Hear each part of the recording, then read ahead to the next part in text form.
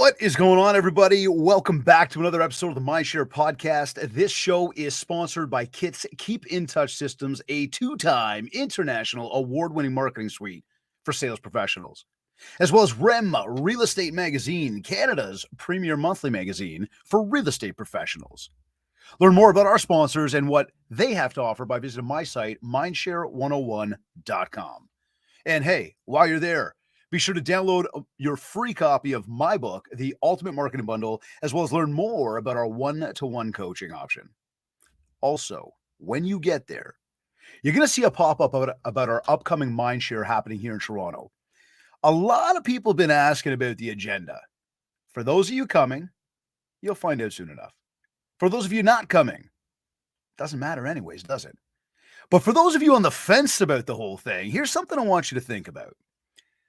When it comes to connecting with new people, and many of us in sales, we try to connect and make new relationships, but better yet, connecting with people who've got a lot of money. And I'm going to go like as far as saying athletes and celebrities, those types of clients, those high net worth people.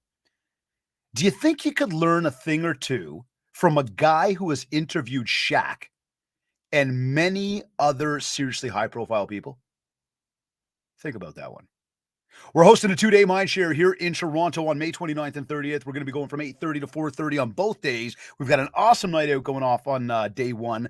Be sure to get yourself registered. Our hotel room block ends at the end of this week. Event registration closes shortly as well. Do not wait any longer. Now is your time. Today's episode is number 229. He's an introverted, extroverted professional who says he discovered the secret to success. And that is good communication skills. In order to overcome his social anxiety, he intentionally pursued positions where people naturally came to him for help. With every job, he sought to improve his social skills through learning tips and tricks to interact with others effectively. As his communication abilities grew, so did his career. And each new social skill he acquired brought him another promotion, leading him to become a corporate trainer, move into sales, and even be flown around the U.S. to present to high-profile clients worth over $1 million. Eventually, he was promoted to the esteemed position of Regional Vice President of Sales and began speaking on stages alongside renowned industry leaders such as Brad Lee, Steve Sims, Greg Reed, Alex Hormozy, and many more. But what was that one skill that changed everything for him? The ability to decode facial features. By learning how to interpret the subtle signals that people's faces give off, he was able to better understand and communicate with others, which in turn helped him succeed professionally and personally. Joining me on this episode of the Mindshare podcast is facial recognition expert, Mr. Brian Galke. Brian, welcome to the Mindshare podcast. Thank you. Episode 229. That's impressive. Dude.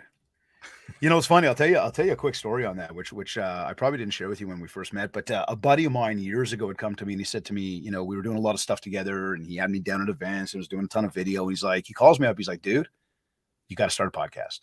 Mm-hmm. I'm like, man, I don't know that I got time to start a podcast. And quite frankly, I don't even know where to start the podcast. He says, no, you got to start it.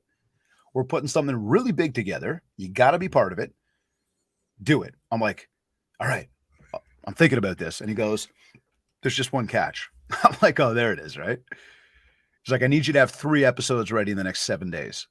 Oh. Dude, I came away from that. I'm like, yeah, I got this. Mm-hmm. Ended the Zoom meeting. I'm like, looking up at the sky, like, what do I do? Thank God for Google, right. YouTube. And here we are, I don't know, 5 years later, man, and we haven't stopped. It's been a weekly thing ever since, and it's been going well. It's a lot of fun. But we get awesome people like yourself that make some time to join us, for our audience, and be able to teach. So it's a very cool thing. I get to learn a lot as well. Oh yeah. That's awesome. That's the best part, right? That's the whole reason we do it, is because we're in search of knowledge, and then we get to share it with other people. It's the ultimate win-win. It's funny that it's interesting the way we say that, right? Because it's like so often, so much of what we do, and I was just having this conversation with somebody within the past literally 60 minutes and talking about the fact that, like, there are people out there that want to better themselves, mm-hmm. that believe in themselves. And there's a lot of people out there that either A, don't think about being better, or B, completely don't believe in themselves. And so they don't take the steps to do so. Right. And I think for any of us that actually take the time to go and learn and to do some digging and to do some research and reading books and watching podcasts, listening to podcasts, whatever, you learn so much. Oh my God, yes. And then it's like, I can't turn it off now. I need more. You know what I mean? And you see, you get addicted to like the learning, and it just, Yes. man, it's changed everything in my world. There was a marketing book I read years ago, and the term for that's constantly questing, because you're constantly searching to learn more, to do I more, like to that. be more. And it's ironic. You said you were just talking about this with somebody. Is I was on Clubhouse earlier today, which I very rarely get on anymore, but I get on for one particular podcast or one particular room on Wednesdays. And we were talking about most people being raised by a school that was really taught us to be in the, oh gosh, I just drew a blank on it. To work in factories and training, right? So if you think about modern school, we are taught to do a job. And so a majority of the people are happy with that 3 to 5% increase and a cool title, because we were raised to think in terms of the industrial age. That was the word I was looking for, versus what can you do as an individual? And entrepreneur used to be a bad thing. It used to be a dirty name, like, oh, that's somebody who's either selling MLM or can't get a job, Right. versus now it's a badge of honor, because so many people have figured that it's completely fine if you're happy working in corporate. I did it for 21 and a half years.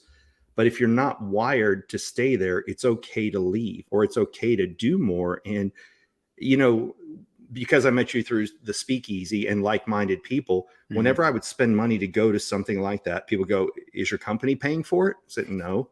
Well, why would you do it then? I said, because I want to keep growing. It's not always about being better at your job. It's about being better at life.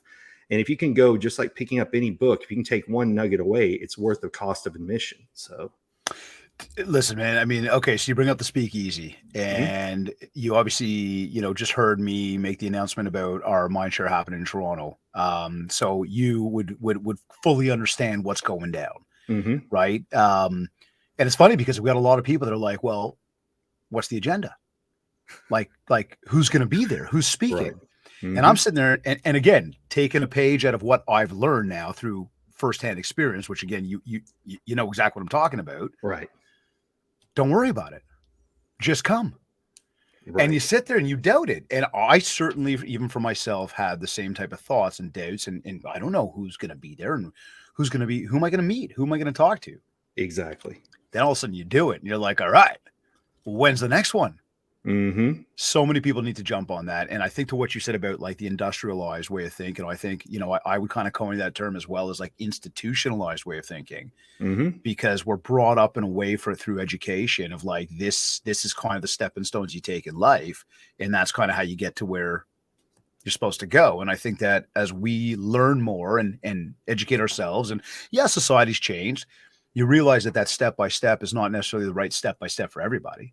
Right. And so that whole idea of again that forgive me, what did you call it, on the quest, on Oh, constantly questing. Yes. constantly questing, that's where you actually learn, what is my path? And I think that one thing I've been learning, I got no clue what my path is. Like I know where I want to go, I know what I want, but Yes. every day, sort of like throws like new adventures and new opportunities and new challenges.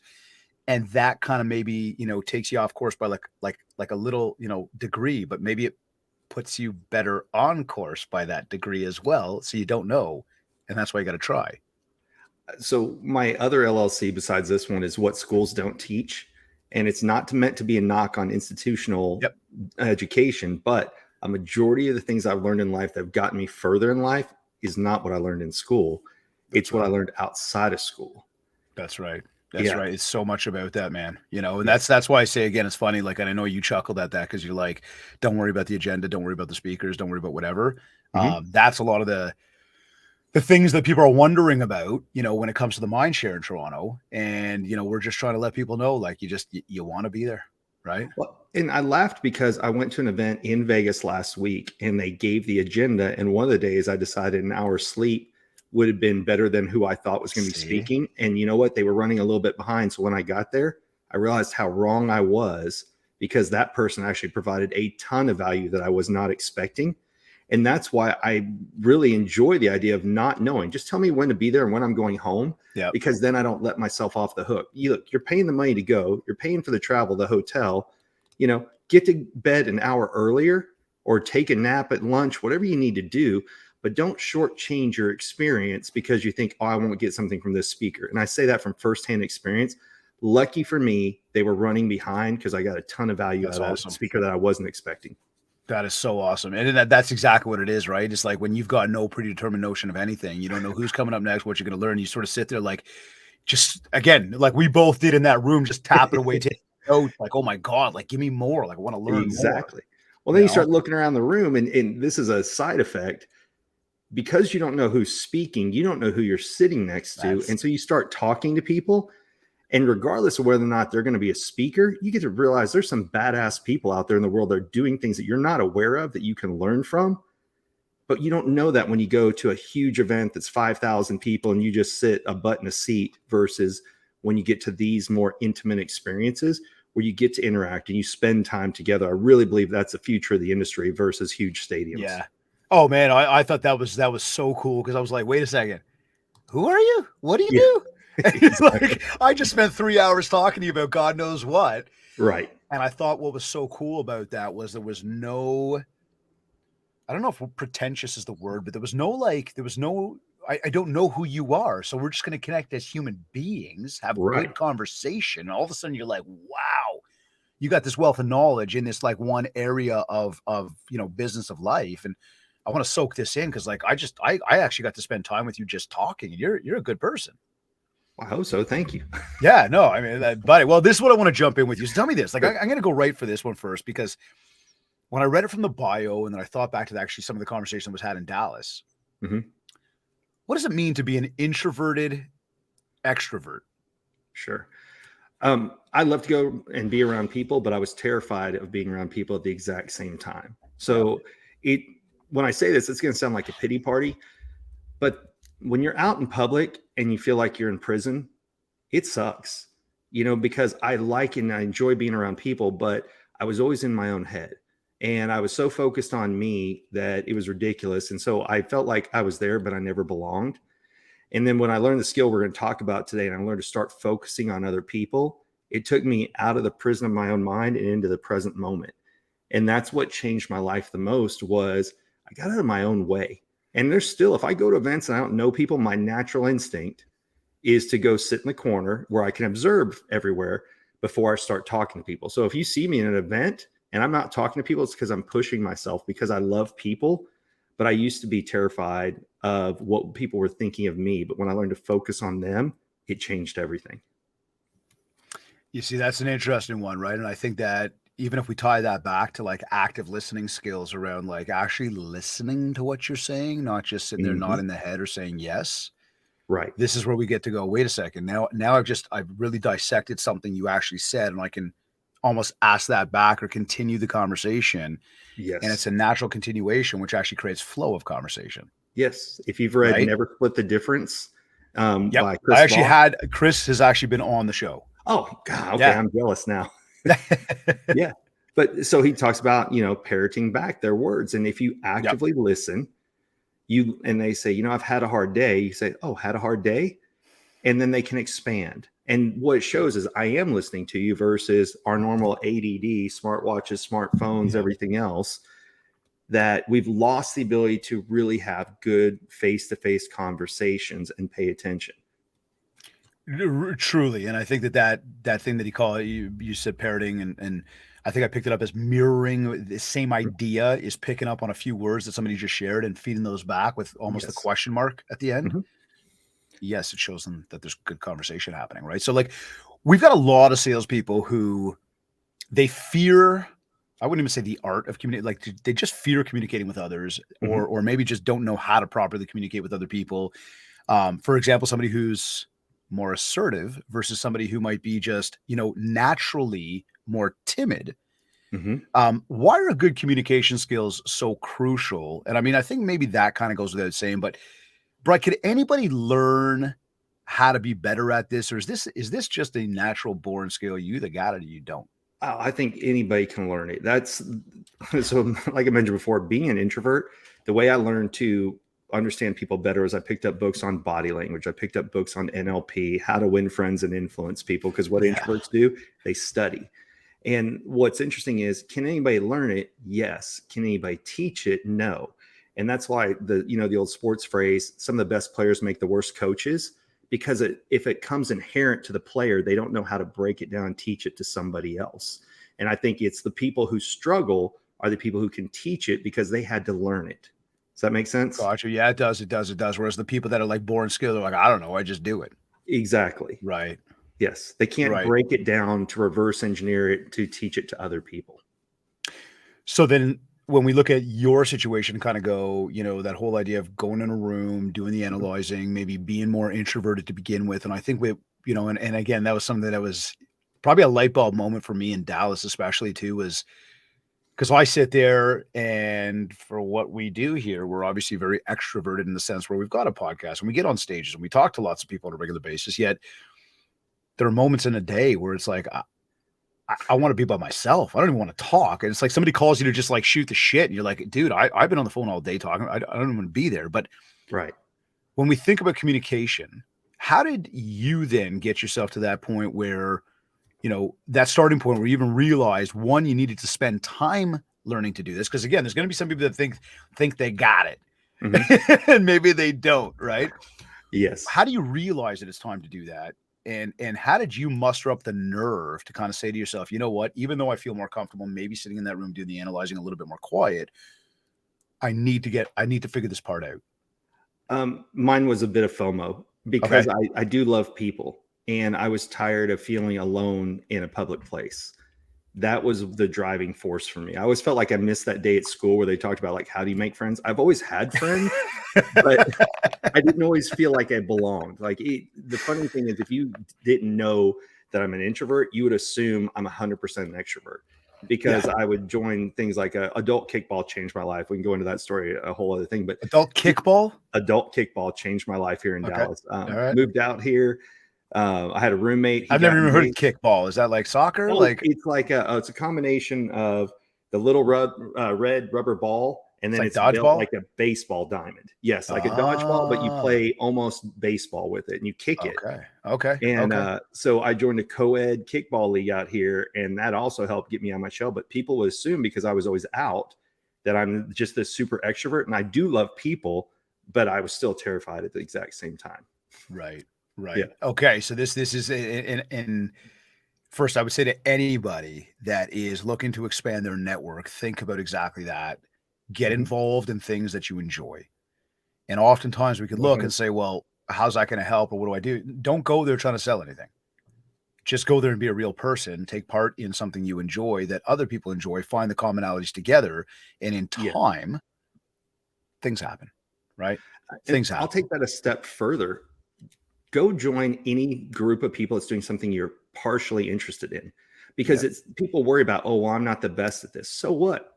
Everybody starts somewhere. But if there's something that you've always been curious to do, my answer is go, because you can always leave. Right. And so I've done that all the time. If I get invited to something, even if I'm thinking, I don't know, I'll go, because I can always leave, because you never know where you meant to be there for some reason.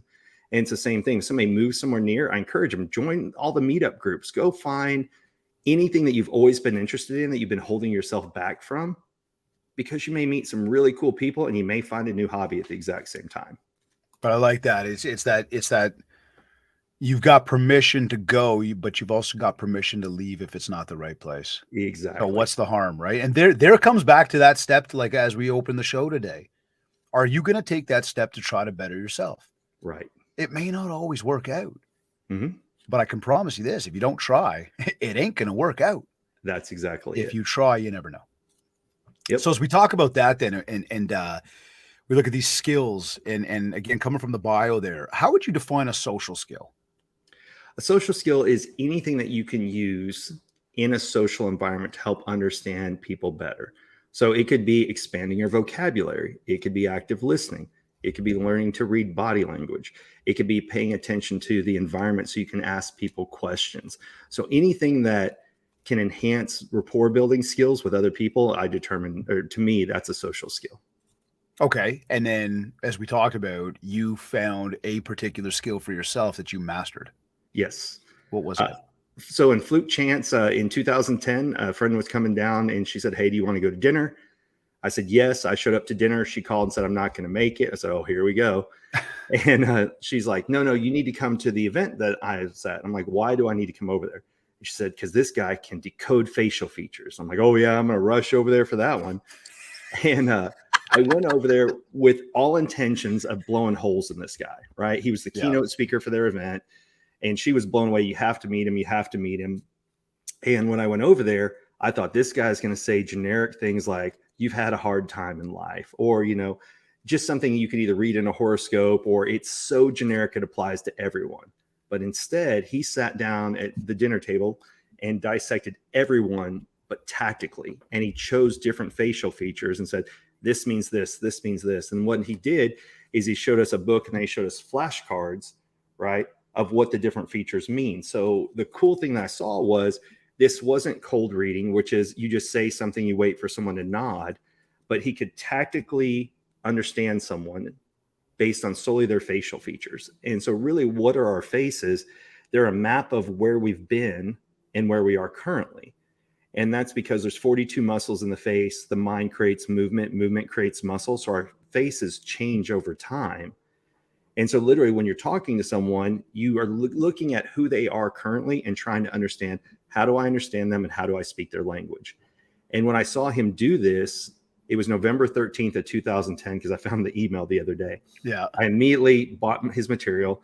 And then I live in Dallas, and I would drive 45 minutes to Fort Worth twice a month when he would hold classes to learn more and then learn more. And I got certified in 2012.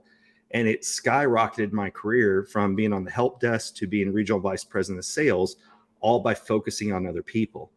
So now that was just one of the skills. I had to learn our product inside and out as well. But for any customer over $1 million, me and two other people were flown across the US to give presentations for the account managers, because we knew people and we knew the product. But the crazy thing is, before that, when I was doing presentations, I knew my PowerPoint, I knew the product, and then I knew like my projector, but people were always the unknown. And you just said my, and all three of those. Yeah, I got you there. Right. Yeah. Yeah. But when you walk in, if you don't know who the people are that you're going to meet, and we gave presentations to blind evaluation committees, so we couldn't research who was going to be in the room. Now, we had an idea at times, but as soon as we walked in, I would just start figuring out these different facial features about them. And when I was speaking their language, I'd look at them, and sometimes I'd even point at them. And that would basically let them know, hey, I'm speaking your language. I know what you're looking for. And I know it sounds kind of generic now, but you can tactically break down people based on their eyebrows, based on their eye angles, eyelids, their ears, their nose, their nostrils, their lips, their chin, their jaw. Everything tells you a little bit about someone. And people ask all the time, is it 100%? No. Is it high 90s? Yes. How do I know it? A decade of using it. And not only do I speak on stage, I just spoke with Brad Lee in front of 500 people on Saturday at their Closer School Live event. And then if you go to my social media, then people afterwards surround me, 20, 30 people at a time. And I'm breaking down faces one at a time. And so if it was wrong, people would just call me out right then or there. And then people say, well, are you gaslighting or cold reading someone? Because there is no bad facial feature. There's just what you have, because it's not about judgment. It's about understanding. Okay. Yeah. I was going to say, because like you had put a post up about, like, very specific. It was like how to understand someone in less than 30 seconds. Correct. And I look at that from a business perspective, a sales perspective, a relationship perspective, and go, wow, think about the power, the impact that would have if like you just said, because walk into a room of people you don't know. It could be a coffee shop. It could be a seminar, Networking whatever. Yes. Right. And again, it's that introvert almost where you're like, oh, I don't know who's there. I don't know what's going on. If I want to talk to anybody, and all of a sudden you start, based on this skill set you're talking about here that you've mastered, being able to almost even find your people. Yes. And be like, I know I could probably communicate with that person. That person might be a little bit more difficult to communicate with. Correct. Let's take that a step further now. You're getting on a plane, being flown around to these high net worth individuals. Why is it so impactful to have Brian as part of that based on this skill set when it comes to, let's say, closing deals? So I knew how to present the product. And that's the thing. Everybody's got a product. But what I wasn't making it was about me. I knew what I wanted to say, but really I was focusing on them to figure out, how do I speak their language so they best understand it?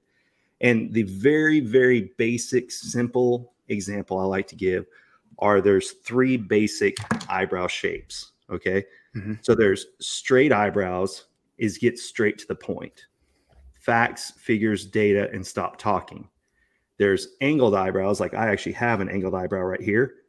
Angled eyebrow is, what's my angle? Help me understand it first, and then tell me about how other people will benefit from it. And then third, there's a rounded eyebrow. Well, rounded eyebrow people think about the people around them.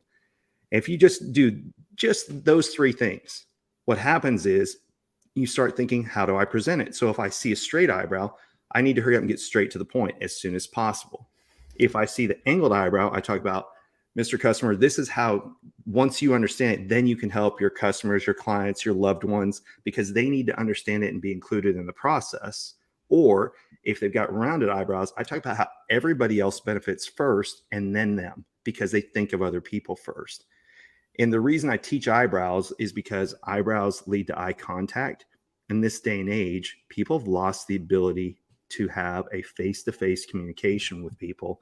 And what happens is, when you What do you mean? Because people are always doing this? Yeah, exactly. Look, I know myself well enough. I cannot get a smartwatch. I think they're amazing. I know for health reasons and everything else, but I know I would be, sure, right. you can. Yeah.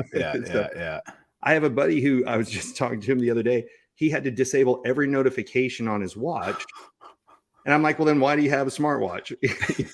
So that's what we've become. Is here's a simple example. Why do we all look at our own face to make sure we're staring at the camera when we're on Zoom calls? Because we value eye contact. And the worst thing is, if I'm looking down here to look at you versus up here to where my camera is, if I talked like this the entire time, people would stop watching. Instead, I have to look at where my camera is for people to pay attention. Which is an interesting one, because as I'm doing that, and I'm looking at my lens as well, so that we're making eye contact. Yes. We're not actually making eye contact. Correct. Which is the interesting part about this digital thing. Sorry, keep going on that, because I'm totally with you on that. It's so it drives me nuts. There's some people who do the entire Zoom call like this because their laptop's here, and I'm like, yo, I'm over here. Best practices 101. Exactly. A very simple technique. My friend Joe Ingram, he puts a Post-it note right above the camera. So like right here where my lens is. Here. It says, look here. And that's the entire reason why he does it, is because he wants to make sure he's looking at where he needs to, so people feel seen. You met Brian Bogart. So I had the luxury of going right after Brian at a private speakeasy in Phoenix that we did. And it was at a house, and Brian talked about the 4 human needs: physical safety. People want to feel seen, people want to feel heard, and people want to feel understood. Well, I can't help you with the physical safety, but feeling seen, heard, and understood is exactly what happens when you learn to decode people's facial features.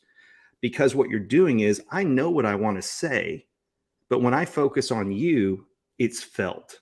And especially body language is great. As a matter of fact, right here is Janine Driver's book on body language. I have a whole shelf full of body language books.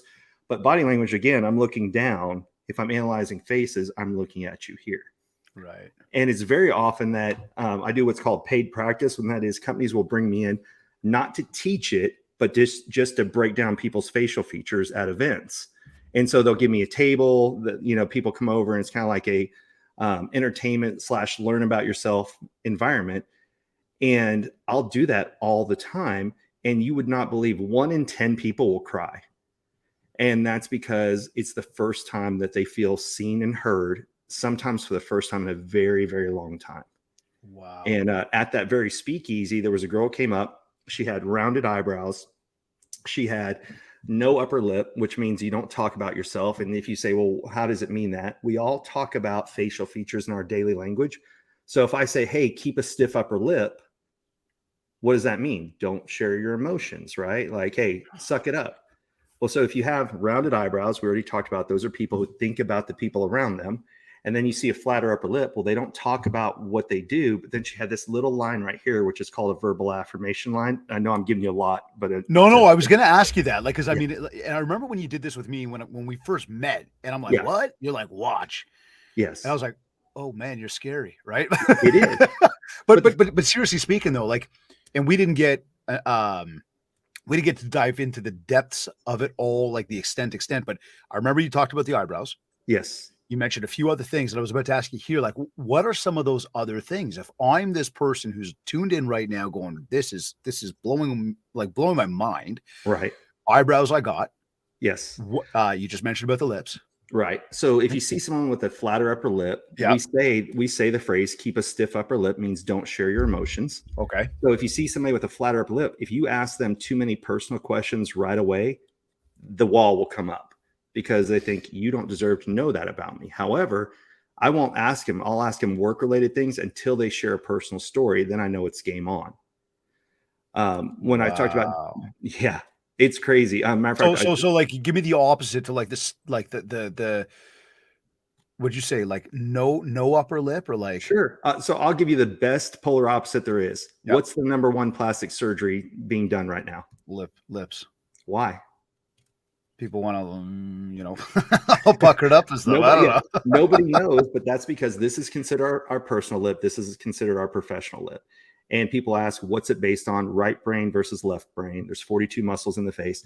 But when there's a fuller upper lip, people are more approachable. That's why if you think about lipstick, what are they meant to do? To highlight lips. Why? Because it makes us more approachable. So the number one piece of advice I give to any guy with a beard is, if you see here, I trim so that you can see my upper lip. Yeah. And that's actually how I met Steve. Is he was on a podcast with my friend Joe, and I analyzed his face and I said, hey, Steve, if you want to be more approachable by people, trim that up so people know and they can see your upper lip. And he's like, do you think I care? I was about to say, what was Steve's response to that? Yeah. Well, anybody who knows Steve is because I'm going to grow it longer than. Yeah. He's a rock star on stage, but he's an introvert. He gets off stage and he'll go hide in the corner. Yeah. And a lot of speakers are that way. And that's because if you are an introverted speaker, you get up with purpose and you have a job to do. And then when you're done delivering it, you revert back to who you are. Now, there's some people who are just stage whores and they love to be up there, but you can tell who's up there to deliver a message because they're not really talking about themselves. They're making sure they give content to the customers versus an ego bump for themselves. Right. Which is crucial. To answer your question, so to give people just a few examples. Yeah. And I got some scenarios I'm going to ask you about to see if I can work these angles. Okay. So absolutely. Yeah, go for it. Well, so I know we didn't plan to do this, but do you want to see some picture examples? Sure. Okay, give me one second. I got scared. I'm like, this guy's going to read my face on my show right person, now. It's going to be really, no, joking. I got no fear about it. I'm going to go through a lot of these slides really fast, but for your visual audience, I just want to be able for them to see it. Totally. Can you share screen there? Yeah, absolutely. Okay, cool. All right. So there, share screen. All right. So there you go. All right. So when I talk about what faces tell us, there are so many phrases about faces all the time. Got an eye for this, got an ear for this, keep a stiff upper lip, keep your nose to the grindstone, take one on the chin. Those are all phrases that are part of our everyday language. Yeah. And the reason for that is authors and artists used to take courses on how to describe characters in a book or how to draw them. And so if you think about that, in books that we all had to read growing up, the only way to describe characters in a book was through their actions and through their facial features. And so we've all been trained our entire life on what does a hero look like? What does a villain look like?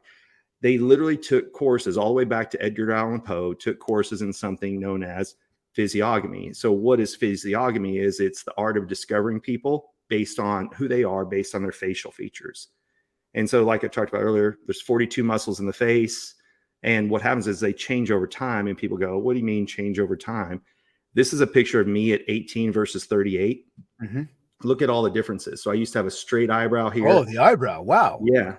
Now That here's is one. major different. And by the way, just for everybody that's listening into the Yes. Oh, yes. audio of today's show, we are on a live stream right now. We do have visual going on, Right. so you got to be joining us live. You should do that. But I'm glad that you're listening, so thank you. But seriously, Brian's showing us right now. He's got some visuals on the screen just to help, Yes. explain what So he's talking about.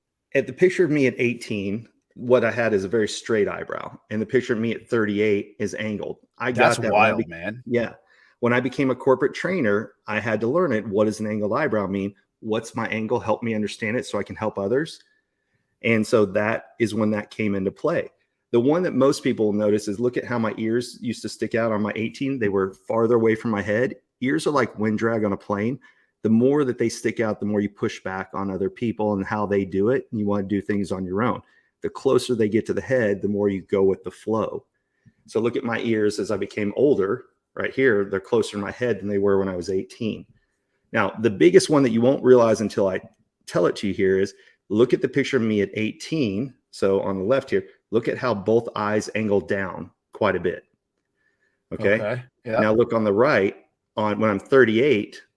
So the eye right here, it's even. This one angles up. Yeah. What that is I was raised in a very loving household, but they were always like, hey, go try your best, but do you have a backup plan? So they were always worried about the downside of things. So if you see somebody's eyes who angle down, going from the inside of the eye by the nose to the outer region, which way does it point? Does it angle up? Is it even, or does it angle down? And so this one I would use when going to do presentations. We did this to correctional officials. That's who I sold technology to. Wow. And so I could go into a room, and if somebody's eyes angled up, then I knew they want to hear about the upside of things. So I'd talk about the features, the benefits.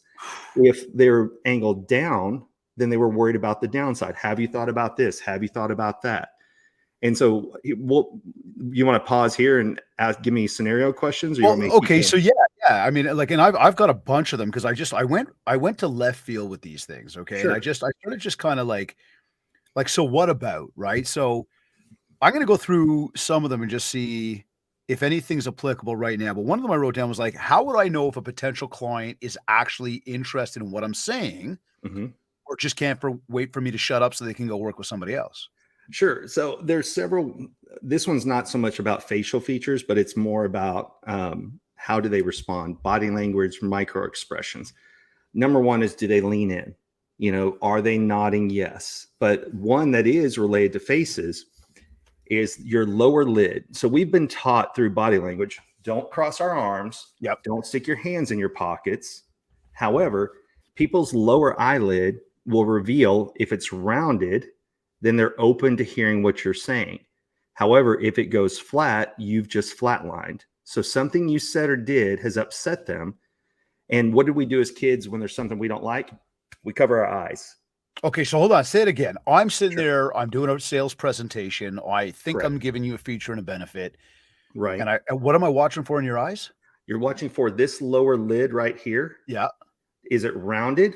If so, they're open to hearing what you say. Okay. If it goes straight, they're shutting you out. So, and that's going to happen almost in the moment. It is. That's a reactive skill. So if you think about it, is if you've ever had anybody take a rubber band and point it at your eye, yeah, what do we instantly do? We wince, right? Right. To protect our eyes. That's how we protect ourselves, is we start to close down to focus on what we need to be safe. And so if somebody's eyes are rounded and they suddenly flatten, that's literally somebody trying to shut you out. Got it. So that's what you're watching for. Yes. Right. Because it's like, and again, a lot of our audience obviously sits at a sales table across from people.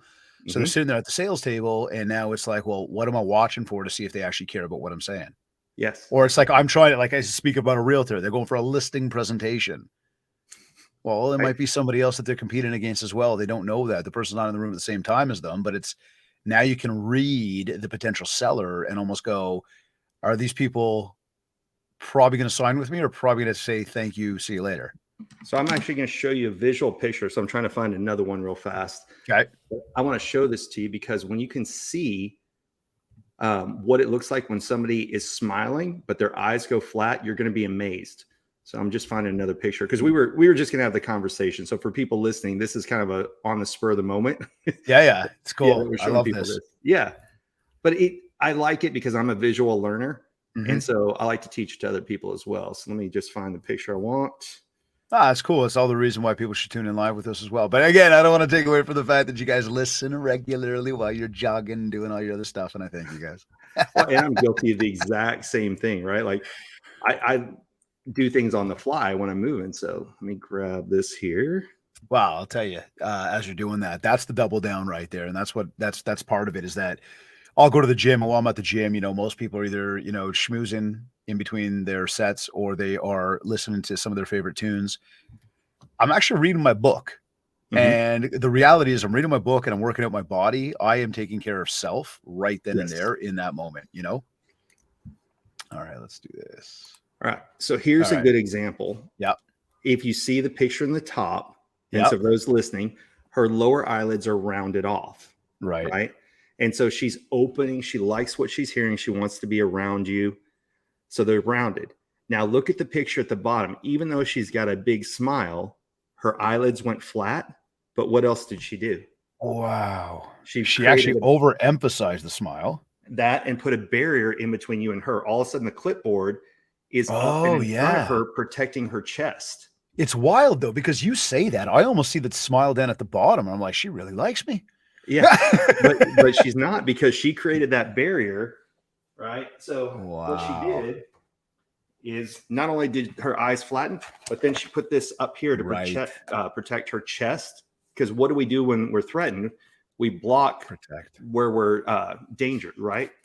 So yeah, so this is why when she created that barrier and crossed her arms, and even though put on a fake smile, it tells the different story when you learn to look at the eyes. Wow, this is unreal, man. This took a lot of time for you to learn this stuff, eh? Yeah, well, yes and no. So that's why I was instantly hooked, is I wanted something that I could test immediately. And so I learned eyebrows first, and then I went from eyebrows to eyelids, and then eye angles, and then all these different things. So I learned one at a time. And the real trick to it is, I started with my mentor's book. And the book was good, but it was like 140 pages, 4 examples of something per page, and it was too much too fast. So what really helped me were, let me stop presenting here so you can see the rest. Stop sharing. Okay. So if you can see, like, here's an example of upward angle eyes. So what you learn to do is you first learn to recognize the feature, right? And so see how her eyes angle up. Yep. Then you read, what does the feature mean? And so optimistic outlook, high expectations, positive attitude. So as you're reading through, what I would do is I'd carry one of these cards with me, and I would just go first search for the feature, and then figure out, if I was talking to that person, how would I modify my approach? So again, upward angled eyes thinks about the upside of things. And so I need to keep it positive. And if you see somebody whose eyes are really angled up and you come in with a lot of negativity immediately, they just shut down as a person. Why is this important?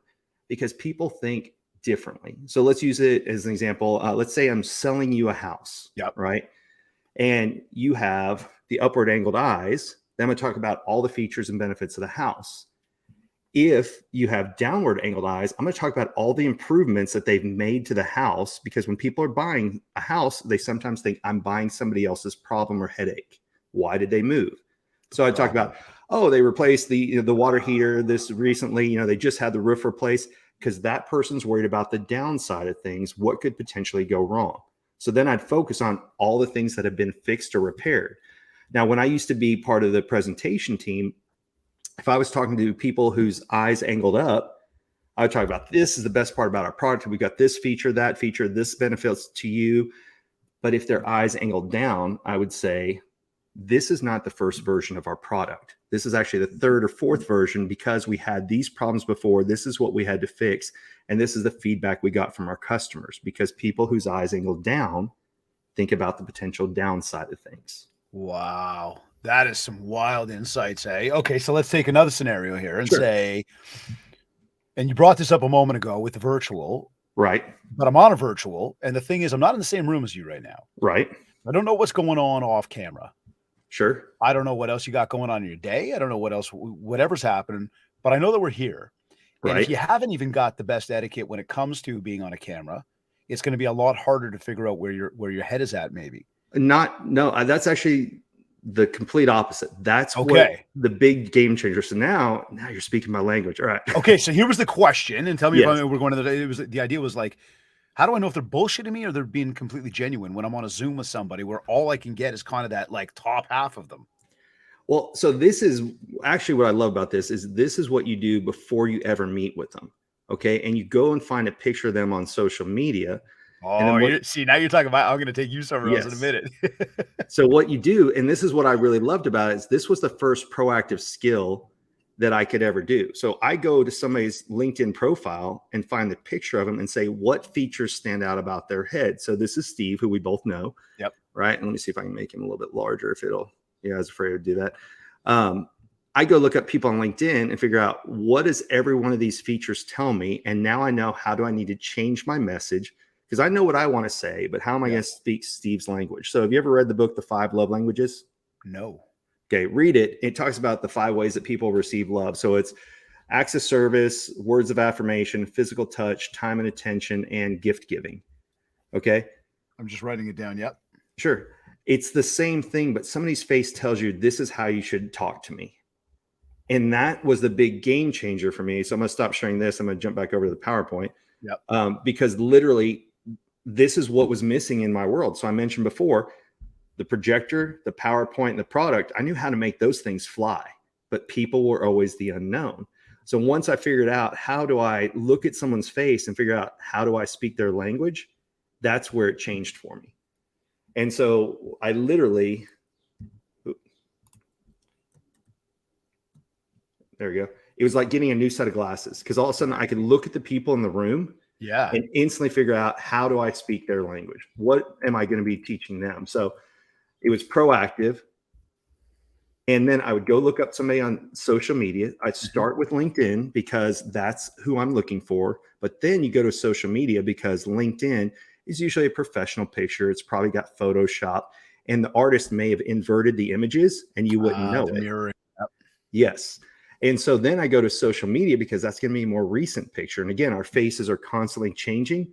So if I'm going to talk to you, I don't go look at your LinkedIn picture from 4 years ago. I go look at your most recent social media picture. So again, here's Steve Sims, so same thing you saw before: rounded forehead, high ears, recessed eyes. So let's just break down Steve real fast. Rounded forehead, outside the box thinker. We know that about Steve. High ears and low eyebrows are people who understand things very fast. So if you don't get to the point with Steve, he gets frustrated, right? Yeah. No long-winded answers. And he'll let you know about it too. Exactly. Recessed eyes. So he's always watching and evaluating. We talked about that flatter upper lip. So see, I told Steve he needs to trim that because we can't see his lip. Now he does have a flatter upper lip, but when it's blocked by hair, it definitely hides that lip. Right. And then right here, chin extension. So if you think about the movie 300, what did they have? They had all the actors grow out those badass beards. Right. Because chins are how we take one on the chin and handle adversity. So when people grow that out, they're letting you know I can take on a lot. Got it. Yeah. So then you just basically look at it and like we're talking about, how could you use this in your world? If you go into a networking event where you can't look up somebody on social media ahead of time, then what you do is you figure out what are your favorite features or what's some that you can remember. So the question you asked me was, how quick can you learn this? I put the 3 eyebrows to work immediately. Got it. Okay. And I'm going to explain why that is here in a second. But I could literally walk in, meet somebody. By the time I shook their hand, I can already figure out, okay, their eyebrows say this. We already talked about if you're reading their facial features, you're giving them your time and attention. If you're reading their body language, you're looking away. It's not bad. You need to understand how to read a room, but you can't rely solely on body language. The books I recommend, You Say More Than You Think by Janine Driver, and Joe Navarro's What Everybody Is Saying. 2 great books on body language because I'm a huge fan of the skill. What everybody is saying. Here's a quick example. If you've ever seen The Voice, here's the judges. And what they do is they listen, and if they like what they hear, then they turn around to see what the artists look like. Well, to me, this is perfect for why they're with that job, because look, they all have very large ears and smaller eyes. So if you're working with someone, so let's say, give me an example of who you want to talk to. Who are you going to go have a conversation with? Well, I was actually going to bring this one up. I'm walking up to the front desk of a hotel. I've never met the person behind the desk. Sure. I got a reservation already in their system, but I'm hoping that they're going to give me that big, suite upgrade on the top floor. Right. I think I'm being totally polite, but my assertive attitude or whatever may not come off that same way. How do I kind of read these people in a way that I can almost walk up and speak their language so that by the time they Sure. reciprocate, instead of me asking, they're almost like, "Sir, Yeah. we have a room upgrade for you." Do this all the time. So I'll show you the example on these people, and then we're going to jump right to eyebrows. So we're going to Okay. bypass a Yep. lot. Okay. So if you look here, what do all the four people in this picture have? Large ears and small eyes. How you doing for time? Oh, I'm fine. You tell Okay, me. cool. Because Yeah. we're gonna blow past our normal time limit for our show, Yeah. and I'm down with that because we're this is great ground. I'm really hoping that everybody tuned in right now is not working out, not jogging, that you do have a pen or pencil in your hand because there's a lot Mhm. of amazing things you could be learning right now. And if you listen to the audio, I really encourage you go back to my Facebook business page, pull up the live stream, and watch the video because Bri is sharing a lot of visuals with us to help us fully understand this and dissect it. Right. And so this is a perfect example. If they all have large ears and small eyes, now it's in proportion to their face. So when you look at them, do they have large eyes or small eyes? It's not a direct correlation, but you look and say which one's larger tends to be what their primary way of taking in information is. So all four of the judges here are auditory first and then visual. Well, you go, yeah, they're musicians. Doesn't that kind of prove the point? But if you are talking to a normal person, so you walk up to the desk and she's got larger ears and she's got smaller eyes, then you make auditory phrases, right? So you could walk up and go, sounds like you've had a hard day. How's everything going? And so because I said sounds like, Right. or, you say listen. So you just think of what's an auditory term, what's a visual term, right? Once you got, now here's where I'm really going to mess with your head. So I'm taking notes as you see me do yeah. that, by the way. So eyebrows is what I teach all the time. That's why I have this PowerPoint on standby. Yep. But look what happens if we take away people's eyebrows. I was just gonna say nobody there has eyebrows. Yeah. So all I did was Google people without eyebrows. This is who shows up. And look, Nicolas Cage. Do you I was about to recognize say, him? is that Nicolas Cage? It is. Yeah. Angelina Jolie. I Yeah. think she's hot in this picture. She's not. Yeah. And that's because we pay more attention than we think to eyebrows, right? So here's another picture of a girl. You just take away the eyebrow and you don't feel like you know who they are. And, oh my God, what a difference, eh? Yeah. Eyebrows are just basically tell us how do people take in information. And so I'm going to go right past it, but I want to show you one thing here. Back to what we said earlier, it's part of our everyday language. So if I talk about highbrow humor and lowbrow humor is you tell me the joke and I have to think about it and then I laugh. Lowbrow humor is Jackass and Three Stooges. So what that means is if you see somebody with high eyebrows, they need time to make a decision. Versus if you see somebody with low eyebrows, they make decisions quickly. Wow. Yeah. And you can go and test this, but I was going to say, like, tell me that, I guess, is like, yeah, the testing part of that. Cause I'm sure there's some people going, so it's like, I was the biggest one who thought it was bullshit. I don't know if I can cuss on your podcast, but when I went out there, I thought there's no way in the world. And after using this since 2010 and testing it, I'm amazed at how accurate it is. The one, it's funny. The people who tell you everything that is wrong, flatter upper lip people. So if you see someone like this gentleman here has a flatter upper lip, I don't even bother telling them what I'm doing. And you don't have to. The reason that the company's name Subtle Skills is this is a skill that you can test and see if you get a positive response back. You don't have to tell people that you're analyzing their face. Yeah. You don't read a body language book like Janine's book and walk and go, hey, I just read a body language book. So you get to kind of test it in private, but yet you're using it in public, right? So you can go out and just test these things that you're going to learn today. I guarantee you'll be reaching back out and saying, hey, I did this. I've got testimonial after testimonial. But this is going to help you with the airlines and the hotel people. So if you walk up, there's 3 basic eyebrow shapes: straight, angled, and rounded. We kind of talked about them earlier. To give you examples of it, straight eyebrows, get straight to the point. So if you see here, like Jessica Chastain has, right? Straight eyebrows, get straight to the point, facts, figures, data, and stop talking. If you know Brad Lee, you better get to the point quick, right? With Brad. So if they're the ones at the front desk, if I see they have straight eyebrows, I'm already pulling out my ID and my credit card, and I'm just asking 1 or 2 questions, and then say, I'd like to get an upgrade if one is available, because they want you to get straight to the point. Okay. Now, angled eyebrow people, help them understand it, basically what's their angle in it and everything. So then I'd start talking and asking them direct questions. Oh, hey, how's your day? Hey, you think you're going to be able to help me get an upgrade today? Because you're involving them in the process, right? Help them understand it. And then when you involve them and make them part of the solution, that's how you can do it. Now, if you then see, and so for people who aren't watching it, I have an angled eyebrow. What's her name? Ruth Ginsburg has angled eyebrows. What was her whole life about? Understanding the law so she could help women, right? Then the next one is rounded eyebrows. Think about the people around them. So what you do is you talk about you. And let's say you're going to the hotel. Oh, I had such an exhausting flight today. It's just been really a long time. It would be absolutely amazing if I could get an upgrade, right? So what did I do? The first one, I just said, is an upgrade available? I got straight to the point. The angled eyebrow, I said, man, is there any way you can help me get an upgrade? So then I involved him. The rounded eyebrow, because rounded eyebrow people think about the people around them, I made it about me. Oh, if I could just stretch out, if I could get a nice view. I've never been to this city before. A high floor with a badass room would be amazing. Can you help make that happen? Or I'm sorry, then you just let them decide that they want to help you because they think about the people around them. So who are 2 people, for the people who are listening, that have rounded eyebrows? Elon Musk. What did he do? He could have retired after PayPal. Instead, he reinvested all of his money to help people with Tesla and now with SpaceX. Some people have differing opinions on Twitter, but he could just retire, right? And take all of his money and go. And then what do we know about Oprah? We know who she interviews and what she does for her audience.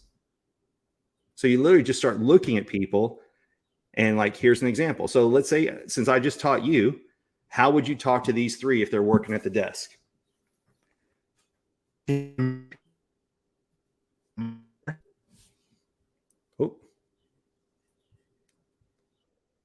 are you back? No. Get on.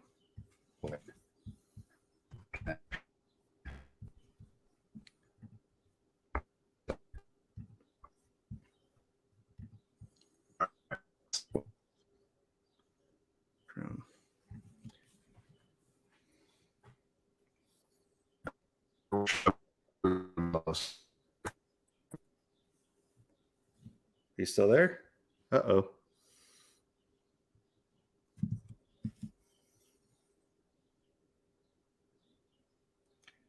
Well, while he's out, I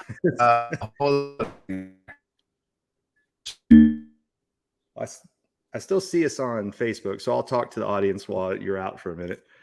So what you see here, she has rounded eyebrows. So when you see the rounded eyebrows, they think about the people around them. So that would be that third example I gave of, oh, I just got in. I'm so tired from the flight. Can you hear me? Back? Can you hear me? Yeah, I can hear you now. Oh, there we go. Okay. Got a bad connection. I don't know what happened there. JC, make sure you fix that one up for us on the audio, please. Well, good news is I saw we were still live on Facebook, so I just kept talking. Yeah, no, I appreciate that. I do appreciate that. I was watching you. I'm I started talking. I'm this guy can't hear me. This is not good. Right. So forgive me. Okay. You asked, what am I seeing with these folks? So, right. So what first person, right. She's got the rounded. Okay. So for her, I'd want to talk about myself almost and make her think about me and maybe some of my struggles. Exactly. Guy in the middle, naturally, I'm going straight to the point. He's got the straight eyebrows. I want to just tell him what I need and sort of stop talking. Yep. And the other one, she's trying to figure out, so what's the angle? Right? That's exactly what she's so what's in it for me? Is it a what's in it for me, Bri, or is it just what's the angle? It's the angle. Help me understand so I can help other people. So I got that angled eyebrow when I became a corporate trainer, right? Involve me in the process. Yeah. So here's the funny thing with her, it's a trick question because she has both a straight one and an angled one. And the reason why is there's 2 sides to our face. Ooh. like here. Right now, but if we walk up to her, she may not be doing any type of facial thing. She's just working away. We might be able to pick up on it pretty quickly if we kind of catch it immediately. 100%. Yep. Got it. Yeah. Okay. So when you go back, you would treat all three of these people differently in how you would ask for anything or how you would present information to them. Right. So again, let's use the example. You said a large part of the audience is realtors, right? Yep. Okay. So if you see the rounded eyebrows, I'm not going to ask what her favorite room in the house is. I'm going to say, oh, are you going to be entertaining? Who's going to come visit you? Wait till your friends see you in this new house. Right. Okay. If it's him, straight eyebrows, what are you looking for? A 3-3, a 2-2? Are you concerned about interest rate or house payment? Okay. And then I'm going to stop and say, what other information do you need? And then with the angled eyebrow, what's your favorite room in the house? How do you plan to use the house? It's that simple. Got it. Okay, so you would put a post out, and I think we're like, I think the answer's already been pretty clear on this, but I'm gonna pointedly ask it because you had put something out about how to increase closing percentages, right? And I was gonna say, how can we leverage this to increase our closing percentage? But I think that it almost goes without saying today is that once you're understanding the people you're speaking with, yes, now you can understand how to speak with them. Exactly. All you're doing, and here's the example I give. I used to be a horrible traveler because I thought everywhere I go, they should speak English. And if they don't, I'll speak it louder. Yeah. Right. How'd that go? Exactly. You already know how it worked.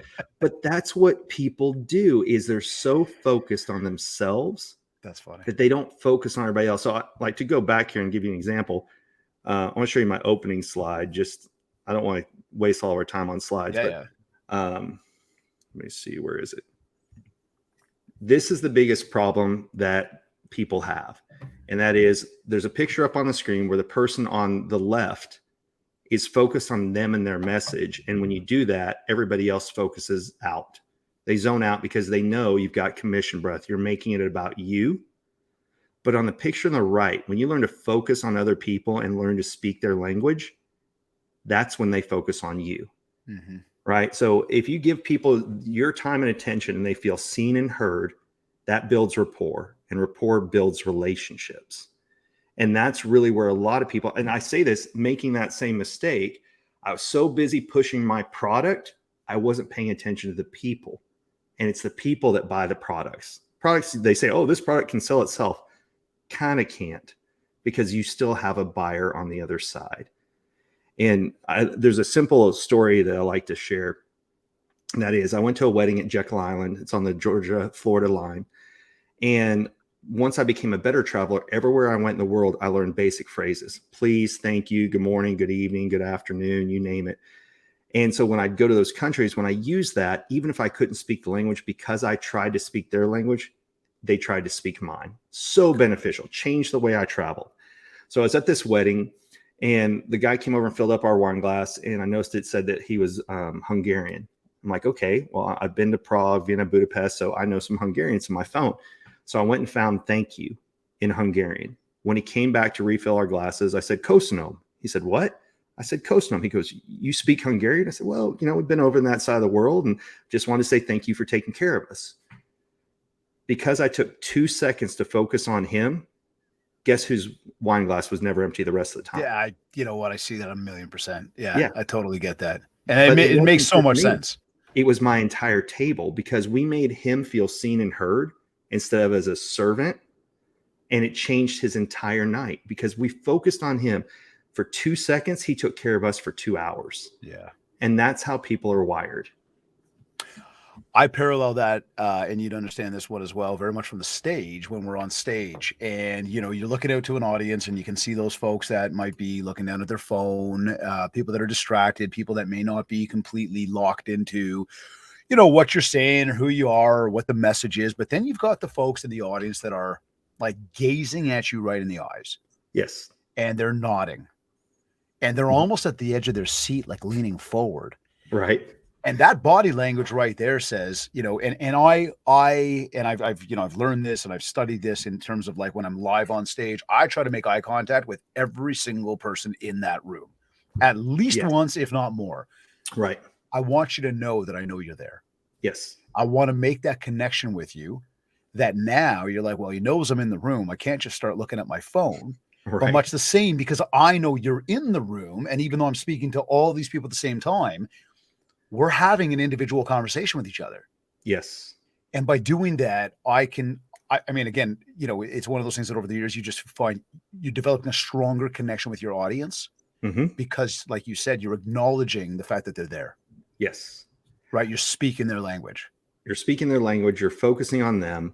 That's the big game changer is people know when you're pushing your product or when you're focusing on people. Right.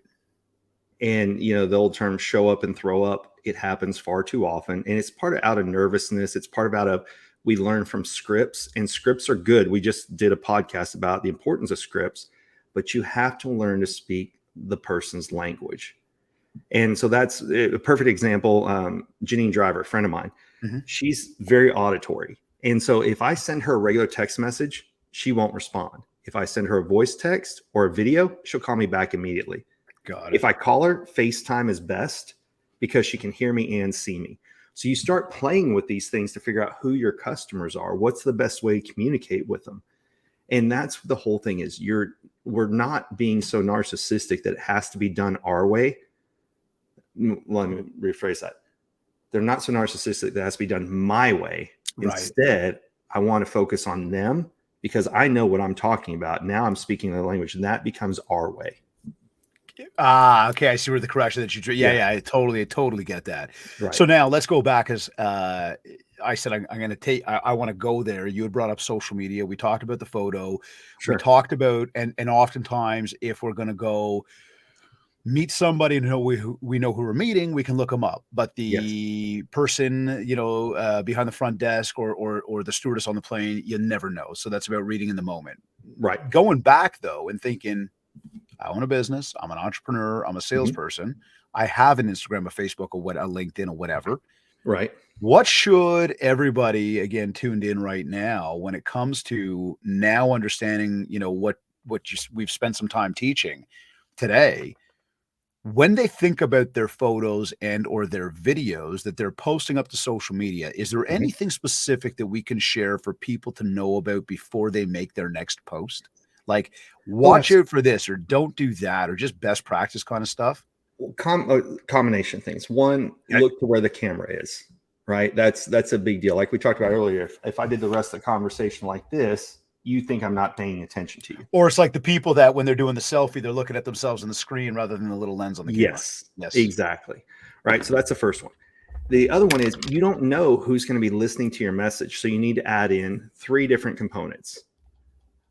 You need a auditory term, visual terms, and kinesthetic terms, because you don't know how somebody else learns. So there's 3 modalities to how people learn things. Are they audio learners, visual learners, or kinesthetic learners? So let's say that they're kinesthetic. How do you know? You don't, because remember, you're making a video for your audience. So you have to pepper it with everything. Okay. So what you can say is, today we're going to take a look at and then, what it sounds like, or if you listen to this, so then you make auditory terms, and then you say, is this something you can wrap your hand around? Are you guys ready to get moving? Then that's kinesthetic. So in your calls to action, or as you're describing your actions in your videos, have visual terms, auditory terms, and kinesthetic terms. Wow. And I do that. So should I be overly concerned then with the sun was in my eyes and I was squinting and oh my God, that might make me seem like this when I'm really like that? No, because they'll know if they see the light reflecting on you, right? So like I can do the same thing right now. Let me turn up my lights way too high. And that's why my glasses are off. Yeah. So if I turn them up this high, people know I'm outside, right? Versus when I tone it down, they'll get it. But when people are reading, first off, the number one tip that took me the longest time, and I thank Ryan Magin for this. If you don't know who he is, it's Ryan Magin. That guy is a genius when it comes to videos. Okay. So he helps people get millions of views on TikTok, YouTube, you name it. We've become random run-in friends because I run into that guy everywhere. I just saw him in Vegas last week. I live in Texas. He lives in Florida. I bumped into him in Miami, a city he doesn't live in. I bumped into him at DFW Airport in an Admirals Club that he wasn't supposed to be in. And so I'm like, well, there's a reason we're supposed to keep running into each other. But so what he talks about is the importance of subtitles. If you don't have subtitles in your videos, you are losing out, because 75% of videos are watched on with no sound. So if you don't have subtitles, you're in a losing position against people who do. Okay. So subtitles are a must for video. Absolutely. And so Okay. then you add in auditory, visual, and kinesthetic words while you're talking, and then they'll see them in the subtitles. What about if I'm at home and, it's like one of those days where I'm just in the doghouse with my wife and I have no idea why? Uh-huh. Is there anything I could do here to like leverage this stuff to like understand what's going on? Or you would have to understand what her face says about her. So, like if you showed me a picture, but I don't know why. When we go offline, send me a picture and I can tell you what works. But I'll give people some generic tips, right? Cool. Yeah. If they have a wide area below the nose and above the lip, those are physical touch people. So a wide area like this, right? Those are physical touch people. So walk up and touch her, right? It can be on the shoulder, give her a hug. If it's a line that's right here, that's verbal affirmation. So that is below the lip and above the chin. There's a horizontal line here. That's a verbal affirmation person. So that's somebody who's driven. Is that a crease, or is that just like the lip is kind of overhanging? No, it's a crease that you'll see. You'll literally see the crease. Okay. Yeah.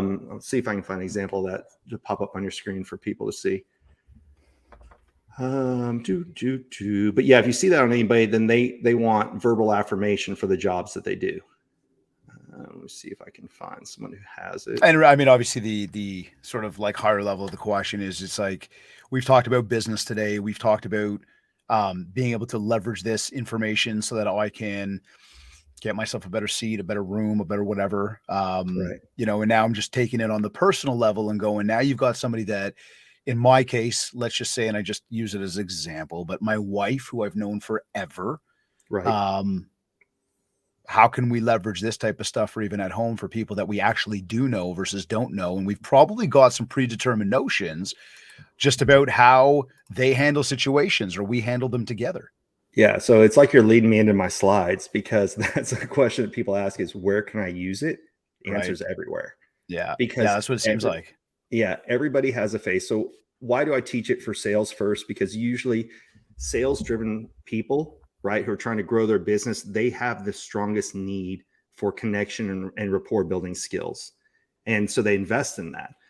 During the pandemic, I created a course on dating called, if you go to lookingforloveandallthewrongfaces.com, I created that because I got so tired of people reaching out to me during the pandemics who got into online dating, say, what can you tell me about this person? What can you tell me about that person? Which makes sense, right? Like, Because, and it's not that there's a feature that's right or wrong, but we talked earlier about, let's say that I have a straight eyebrow and I'm talking to somebody who has a rounded eyebrow, or even better, let's say I have a straight low eyebrow. So lowbrow humor, right? Jackass or Three Stooges, I immediately laugh. That means that the lower the eyebrow are people who take action immediately. And let's say it's straight. So hurry up and get straight to the point. And then the rounded person has a high eyebrow. Well, they're going to take longer to make a decision. And they're going to think about the people around them first and themselves second. So it's just little differences we have. But I'll give you one as a personal example. I don't have a lot of upper eyelid, so I'm fine doing things by myself. Now, I dated someone who had a very full upper eyelid, and they wanted to do everything together all the time. And so I needed time by myself. Is that an opposite as a fact, or is that like, that's like a teardown factor? I know, it's just they enjoy doing things with other people. So a rhyme, I like to make things rhyme so that people can remember it. And that is, the more lid you see, the more we think in terms of we. So when you see somebody with a fuller upper eyelid, it's, hey, what are we doing? Where are we going to go? They want to do things together. So if you're ever in a relationship and you have, let's say that I'm the one with the fuller eyelid and I meet someone who has no upper eyelid, then I have to explain to them, I like to do a lot of things together, but I also have to realize that if they have a thinner upper eyelid, they like to do things alone. So it's not a slighting me or a slam on me. If they want to do things alone, that's how they're wired versus how I'm wired. So the real goal of learning to decode facial features is to gain an understanding of other people, not a judgment. Say that part again. I think that Sure. was an important line right there. Yeah. This skill is about learning to understand other people, not to judge other people, because there is no right or wrong facial feature. It's just how do they think? How do I think? And how do we interact together? This is powerful stuff. I just, again, this seriously, this ties right back to the learning we talked about off the top today Right. around taking time to improve ourselves, to, to study, to understand more about how to better communicate with other people and then leverage that in both business and personal life. Right. You So I know, saw it. Oh, sorry. yeah, I'm going to David throw that up LaPointe. right there. Yeah. Somebody So was David asking about LaPointe that. asked about the two books. The difference between these two books are the yellow one, You Say More Than You Think by Janine Driver, is what does my body language say about me when I'm talking to other people? Mm-hmm. And Joe Navarro's book, What Everybody is Saying, is how to read other people's body language. Oh, wow. So that's both of those combined should give you a ton of ammo. Yes. And like I said, I'm a product of the product. If you can look at how used this book is by Janine's, and I Yeah. mean, I've got pages and notes and everything in it. It's a great book. Wow. Yeah. Wow. So that's the difference between the two. Is the yellow one is what are you saying when you walk into a room? And then the other one is how do I read a room when I'm in it? This is awesome stuff, Brian. I mean, it's the type of stuff that it's almost like you start, and I get it from you now, right? You start to Yeah. master this stuff, and it becomes one of those things that you can, like you said, you can use anywhere, and you can go and you can Mhm. understand better. And it's not about judging; it's very Right. much about understanding who it is you're speaking to. And again, in a business world and trying to grow, we talk about, be the chameleon, Right. right? Don't bullshit, but be the chameleon. Understand how to change your colors a little bit. Understand that you cannot be just streamlined your way or the highway, but it's got to be a Right. collective with people. And people have a bad opinion when you say be a chameleon. They're going to say, oh, you're being inauthentic. And that's not true. What you're trying to find is what do we have in common? And again, using the travel example, if I go to another country, I'm going to learn to speak their language because it's Right. going to help and benefit me to reach a mutual goal. If I'm over in Spain and I need to know where the bathroom is, it behooves me to learn to ask donde el baño in Spanish, right? So then people get this confused all the time. They think influence and persuasion is a bad thing. Not at all. It's about learning to speak a common language. I like that. Mm-hmm. So just before we wrap, and I know we got the QR code we want to show everybody. Right. One of the questions I like to ask at the end of the show all the time is, and done this probably a couple hundred times in terms of, because some of these episodes have been solo, but the idea there is for folks that are out there that are, doing good things and are in the right mindsets and have achieved a level of success, which again, I see that you've done. Mm-hmm. I'd like to know, how do you know that it's been a successful day for you at the end of your day? Sure. There's a few ways. Have you ever read the book Man's Search for Meaning by Viktor Frankl? No, but I know the author name. Sure. Read it. He lived through the Holocaust. He went through it, but because he was a doctor, he also got to visit other patients. And what he learned about that is the people who learn to focus on other people and not just themselves are the ones who survive the inhumane conditions of the concentration camp. And so a good way to tell if it's been a good day, have you impacted anybody's life in a positive way? And when you do that, when we help others, we help ourselves. That's one good way. And another way is if you just go to bed feeling different, like you made that 1% progress, that's another good way. But I'm a bigger fan of, did you help anyone else in any form or fashion in any particular way? And that kind of leads me into, I kind of like the way you set up these questions. People ask, where can you practice this? Servers everywhere. Your barista, like we talked about, go the hotel gate agent, the hotel desk agent, go at the airport. I get upgraded to first class often because I talk to the person at the gate that everybody else yells at, like they control the weather in the plane. When you treat people nice, you just get things out of it. And if you don't, you made their life better because everybody else ignored them. I mean, look That's at right. the term server is servant, right? Yep. When you stop and focus on who other people ignore and avoid, you change their life. If you want to tip them, great. That's just a bonus. But if you take a second to make them feel seen and heard, it makes a huge difference. So I always ask my servers like, hey, what's your name? I try to refer to it when I'm there. And then this is really fun. When I was learning this, I carried the flashcards with me, right? Yeah. And I would go and I would say, okay, this is what I see. This is what I, based on your facial feature. And I started off and I go, hey, look, I took this class. I kind of think this is BS, but I would love to test it on you. If you have time in between tables and you're a good sport, come on back. What happened is all of a sudden they would grab another person, then they grab another person, then they grab another person. Next thing you know, I get free food and drink when I go back there because they want to know about themselves. So. I want to thank you for keeping my batting average at 1,000. You have no idea what that means, but I'll explain it to you. And I know my listeners do, and I want everybody that's tuned in again to just see. I told you. Brian, I asked that question at the end of like almost every episode that I've got a guest on, and again, super successful people have done some great things, some creative people, some people that are trying to get to that next level. Nobody has ever answered that question with how much money they made. Oh no. It usually boils right back down to that 4-letter word of like, was I able to help somebody, or was I able to put a smile on somebody's face? And that for me, again, when we talk about the learning and how much I get to learn just from you and from the folks that I'm so, lucky to be able to interview on the show, is you get to pick these things up. And then at the end of it all, when you go, how do you know it's been successful? And then like repetitively, I helped somebody else. I made somebody smile. It's about others, just to what you just said. It's about others. Like you can't tell me, not you, but like nobody can tell you otherwise at this point. Right. Because everybody that is doing something good recognizes what success really means. Absolutely. So I thought that was a very cool one.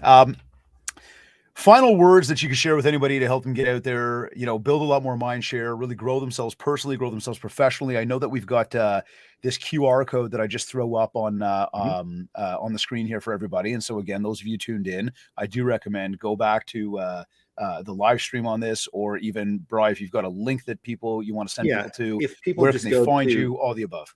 Yeah. So you can go to either, probably the simplest one is Subtle Skills, SUBTLE skills, or an easy way to remember it is learntoreadfaces.com. Will redirect you to my website, and then you can get the cheat sheet. So you don't have to have the QR code that's here. But really, if you're listening to this, if you want to understand everything we talked about, you need to see the visuals that we covered on the people to really get this skill. Did we get this right? Subtleskills.com right here? Yep. That's perfect. Perfect. Yeah. So that's up there. And the other thing is, this is a tool. You can't see over here, but I have a lot of Batman stuff. As a matter of fact, somebody gave me a Batarang for my birthday this year. No way. Oh, yeah. I'll grab it. Because they know I'm a huge Batman fan. That's cool, man. So I haven't used it yet, but the whole point of why I liked Batman is, it's a funny question that everybody asks now, like, what's your superpower? And what I liked about the Batman thing is it was a learned skill, not a given skill. Now, of course, it helped that he was a billionaire, but the thing is, if you want to learn something, or go take a class, like, you don't believe my stuff, go pick up the books on body language I mentioned earlier. If you want to learn this, take the course, buy the flashcards, watch me on Instagram, and learn tips as you go. A great one I'm reading right now. Now, this one will go deep down the rabbit hole. Is if you want to understand statement analysis, then you can get this book called Mind Reader by David Lieberman. And that's about how people use their words to tell you how they think or feel at the time. And so I study everything about people. Now, it doesn't mean you have to study those same things, but if you're curious about something, give it a try. And then you go, hey, this goes in my utility bill, or I just discard it and move on to something else. But that's the whole key, is never stop learning, because that's what life is about. Powerful, my man. Very powerful. I thank you. Yeah, thank you for the time today. It's been fun. The time flew by, and we talked for an hour and a half. Time literally flew by, and I got to tell you, and this is not a knock on any of my previous guests, but usually we do, just for our listeners' sake, from how long is a podcast episode that people will actually tune into. We usually, as I sort of mentioned off the top, go 45 to 60. Right. This is such a different realm of conversation that I've ever had. Outside of having it with you in person, which was what was completely intriguing to me. Yes. I really felt that this was, just such a different skill, Yes. communication skill. And when we look at what we're all doing and trying to grow personally and professionally, we need people. We need other people, and understanding how to work with other people and communicate with other people is, at the forefront of like where your next step in life will be. 100%. And so this was just awesome stuff. And I thank you once again for making the time to join us today. Oh, thank you. Have me back anytime. You bet, man. We will. Oh yeah. I'll be right back. You're either listening to this on iTunes, you're listening to this on one of your favorite podcast platforms, Spotify, Stitcher, Google, wherever. Maybe you went to my website, mindshare101.com. While you're there, don't forget to download the Ultimate Marketing Bundle, completely free, 31-page ebook, including a free 90-day social media content calendar, all of it in an effort to help you build more mindshare so that you get more market share. A reminder as well that if you want to talk about personalized one-to-one coaching, an in-person keynote talk for your upcoming event, virtual training, get in touch with us. We'll set up a consultation call, learn more about what you're looking to achieve and how we will help you do just that. Also, make sure to get registered for a small group mastermind taking place on May 29th and 30th in Toronto. We are hosting a Mindshare. It is going to be powerful. This is going to be just 2 powerful days of collaboration, networking, and problem solving. You should be there. You really need to be there. Go to my website. You'll find out more. Don't forget, of course, for this podcast, leave us a review, www.ratethispodcast.com/Mindshare101. And if we haven't yet, for some reason, let's connect on Facebook at Mindshare101 and on Instagram at David Greenspan 101. I want to take a quick moment to thank Kit's Keep in Touch Systems, along with REM Real Estate Magazine, for sponsoring the Mindshare podcast. Be sure to visit our website to learn more about what these powerful companies will do to help you grow your business. This has been another episode of the Mindshare podcast. Thank you for tuning in.